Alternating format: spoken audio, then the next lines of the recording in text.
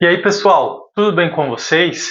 Eu sou o professor Luiz, professor de Legislação Empresarial, e o nosso tema de hoje é sobre as microempresas, as empresas de pequeno porte, as grandes empresas e o MEI.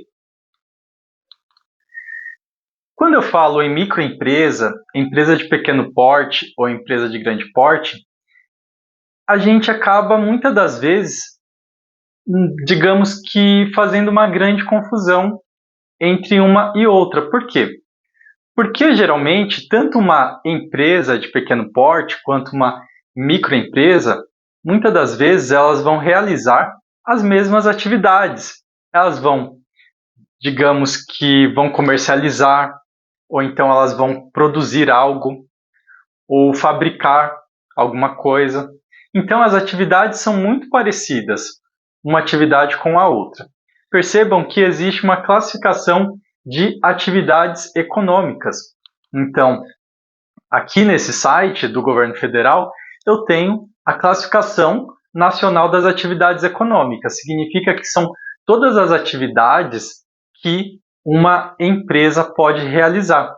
Só que todas essas atividades, ela não tem especificamente, digamos, que não existe uma atividade específica somente para as empresas de pequeno porte, ou então só para as microempresas. Não tem uma atividade específica, porque tanto as MEs quanto as EPPs, que são a microempresa e as empresas de pequeno porte, as duas elas podem realizar a mesma tarefa, ou melhor, a mesma atividade. Eu trouxe aqui para vocês alguns ramos de atividades, por exemplo, consultoria, desenvolvimento de software, educação, administração, engenharia, tecnologia, serviços médicos, publicidade, turismo. Tudo isso são atividades que tanto uma empresa de pequeno porte quanto uma microempresa e uma empresa também de grande porte pode realizar essas mesmas atividades. Verificando em uma busca mais avançada em relação ao CNAE, que é a classificação das atividades econômicas, eu também trouxe para vocês que eu fiz uma pesquisa, então eu coloquei ali comércio. Então, quando eu coloquei o comércio para pesquisa, me apareceu vários ramos de atividades comerciais. Então, me apareceu fios de filamento, ferro e aço, máquinas automáticas para vendas de produtos, montagem de móveis de madeira para consumidor final. Então percebam que existem diversas atividades, existem diversas classificações de atividade econômica, fora outras que eu não consegui trazer para vocês, porque são várias.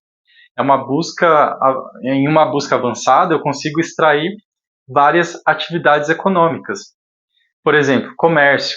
Dentro do comércio eu também tenho, por exemplo, os bares, os restaurantes, que, muito provável, estão dentro dessa pesquisa, dentro desse número de amostragem que eu trouxe para vocês.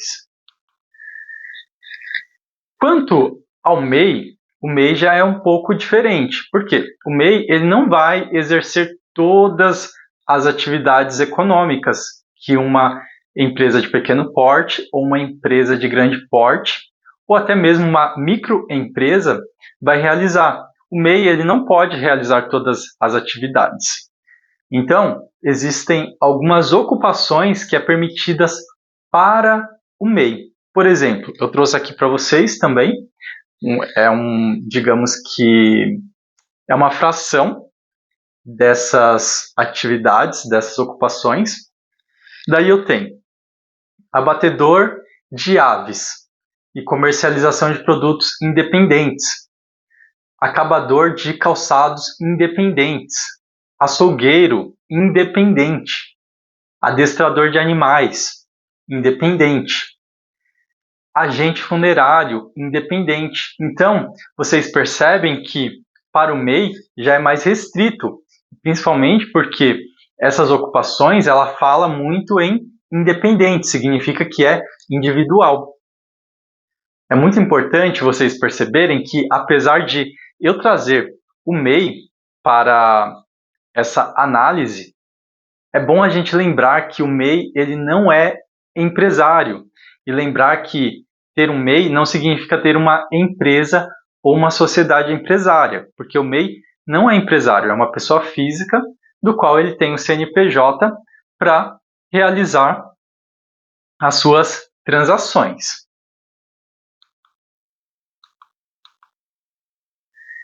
Então, como eu expliquei para vocês, a atividade da microempresa, das empresas de pequeno porte, das empresas de grande porte, é muito parecida uma com a outra.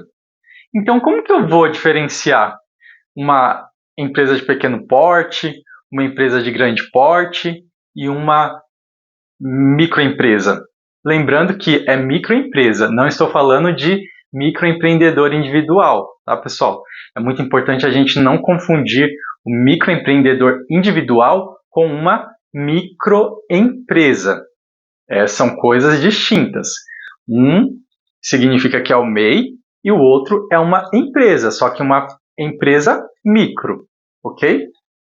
Partindo disso, qual que é o critério que eu faço para distinguir uma empresa de pequeno porte e uma microempresa?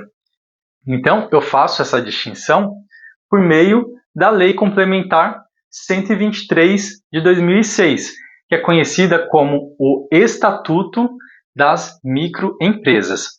Então, o Estatuto das Microempresas, ele vai trazer essa diferença, ele vai demonstrar quais são os critérios para que eu possa classificar uma microempresa, uma EPP, que é uma empresa de pequeno porte, e como que eu também classifico o MEI? Quem vai dizer isso é a Lei Complementar 123 de 2006, que é apelidada como o Estatuto das Microempresas. Então, quem é o MEI, primeiramente? O MEI, ele, para os efeitos dessa lei, que é a Lei Complementar 123, a lei diz que o MEI é aquele que aufere uma receita bruta anual de até R$81 mil e que seja optante pelo sistema do Simples Nacional. Então, vocês podem observar que quem é o MEI? O MEI significa que é aquele que, além de exercer a atividade de forma individual, do qual ele não é uma empresa, não é uma sociedade empresarial, esse MEI é uma pessoa física, do qual tem o CNPJ, como vocês sabem. Daí, então, esse MEI ele tem que oferir uma receita bruta de até R$81 mil. Não pode passar desse valor. Vamos verificar quais são, quais são os problemas de ultrapassar esses valores. Porque durante um ano, esse MEI só pode obter esse faturamento de R$81 mil.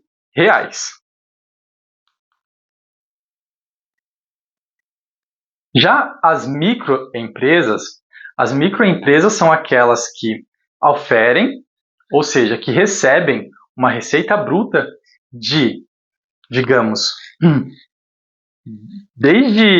não tem valor de início, mas tem valor limite. Então, esse microempresário, essa microempresa, ela tem que ter um faturamento igual ou inferior a R$360 mil. Então, para eu ser considerado uma ME, que é uma microempresa, eu tenho que oferir uma receita bruta de até R$360 mil. Ou seja, eu posso ter uma renda, ou melhor, eu posso ter um faturamento bruto de R$1.000? Eu posso ter um faturamento bruto de R$10 mil? Posso. Eu posso ter um faturamento bruto de R$100 mil? Posso. Uma microempresa pode. Uma microempresa pode ter um faturamento bruto de R$250 mil? Pode. Só que todos esses valores se limitam até R$360 mil. Então, eu posso ter um faturamento bruto de 400 mil reais? Não posso. Por quê? Senão eu descaracterizo a microempresa, daí eu não sou mais microempresa. Porque a lei diz que a microempresa é aquela que recebe uma receita bruta de até 360 mil reais. Muito importante a gente se atentar a esses valores.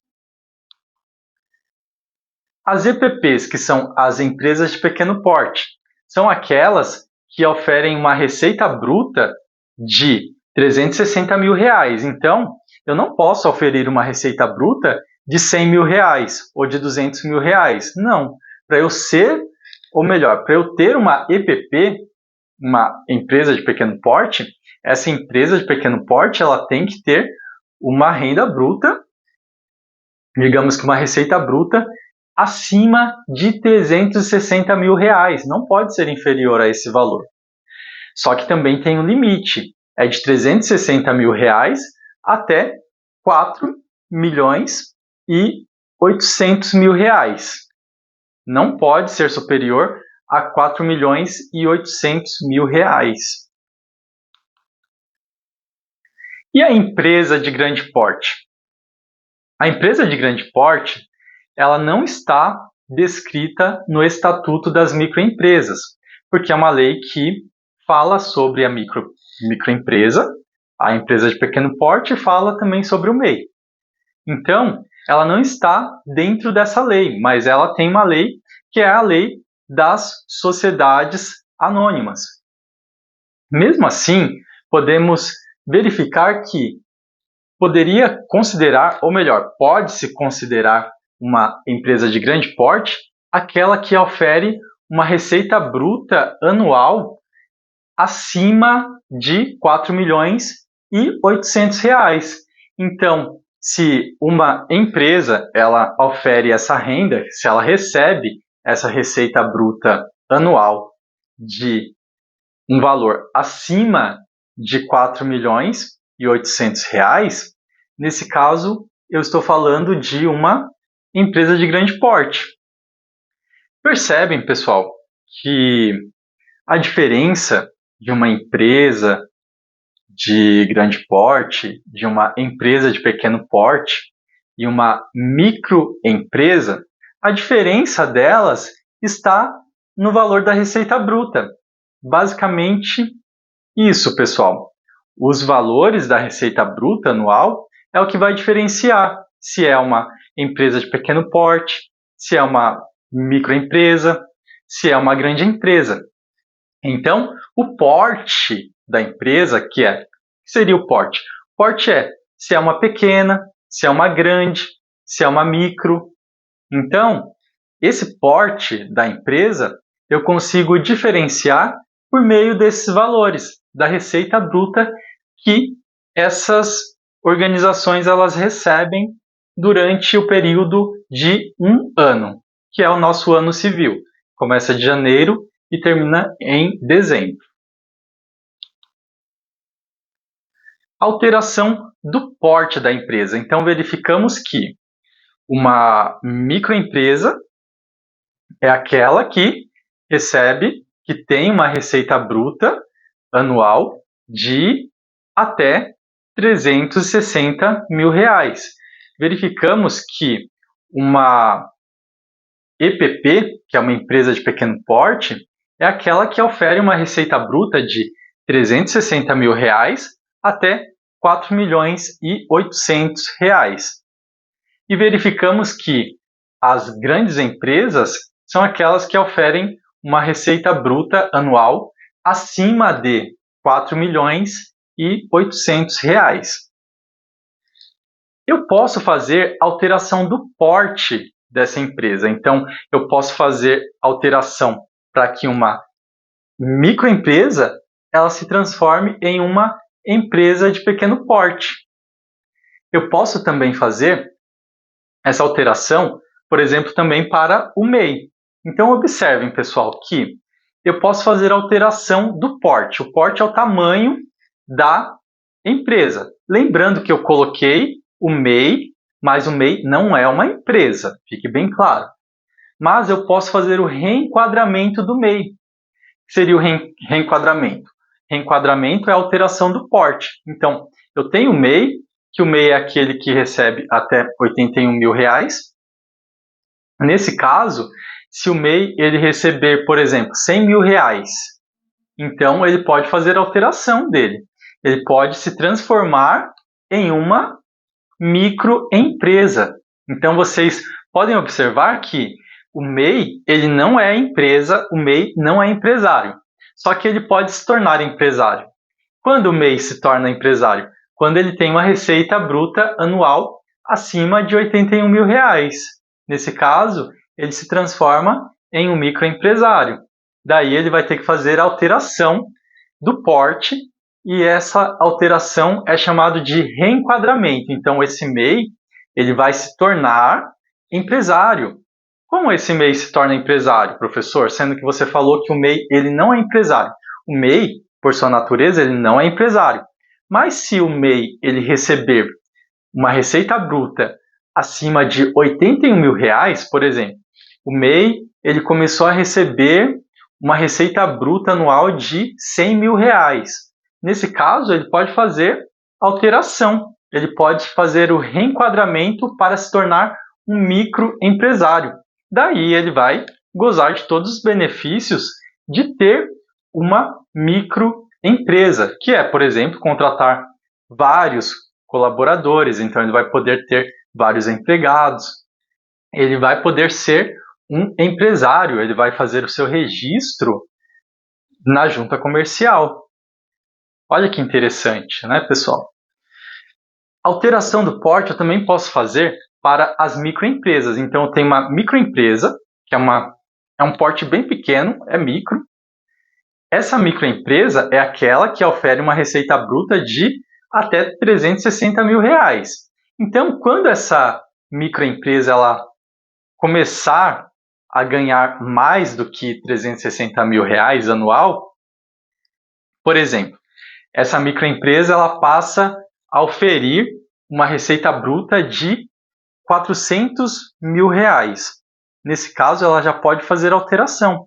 Ela deixa de ser microempresa e ela pode fazer o reenquadramento para se transformar em uma EPP, que é uma empresa de pequeno porte. Assim como também a empresa de pequeno porte, que é aquela que ofere uma receita bruta de R$360 mil até 4.800.000, essa EPP ela pode alterar o seu porte empresarial. E essa alteração ela vai se transformar em uma grande empresa. Lembrando, pessoal, que quando eu falo em grande empresa, empresa de grande porte, nesse caso eu estou falando das sociedades anônimas ou das companhias. Porque esse tipo de sociedade anônima, ou melhor, as companhias, elas têm um capital maior, ela tem um capital social mais vantajoso, ela é muito mais bem estruturada economicamente e também ela tem muita força no mercado. Lembrando que a sociedade anônima, que é chamada também de companhia, são aquelas empresas de grande porte, do qual muitas das vezes ela tem um capital fechado, que significa que somente os sócios eles podem investir nessa sociedade empresarial e também ela pode ter o capital aberto. Quando essa sociedade anônima ela tem o capital aberto, significa que ela tem uma autorização na Comissão de Valores Imobiliários para que ela faça a venda desse capital. Então, ela abre o capital, por isso que é capital aberto. Ela abre o capital para que outras pessoas possam investir nessas empresas. É a famosa Bolsa de Valores, pessoal. Sabe a Bolsa de Valores que o pessoal fala? Eu vou investir em uma bolsa, eu vou aplicar meu dinheiro em uma bolsa. Significa que ela está aplicando o dinheiro dela em uma sociedade anônima de capital aberto. As sociedades anônimas, que são as grandes empresas, elas geralmente têm o quadro societário formado por vários sócios, administradores, tem um conselho, não só um, tem vários conselhos, ou melhor, conselheiros de administração. É um tipo de sociedade empresarial do qual a escrituração é muito mais bem elaborada. Eu vou ter vários livros empresariais para esse tipo de sociedade. Também ela não é regida por contrato social. Esse tipo de sociedade não tem aquele contrato entre os sócios, mas eu falo, ao invés de contrato, eu falo em estatuto social. Esse estatuto social é como se fosse uma legislação do qual essa legislação ela vai regular toda a atividade societária.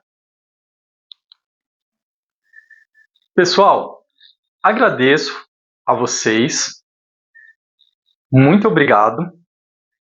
Curtam o meu vídeo e se inscrevam no meu canal.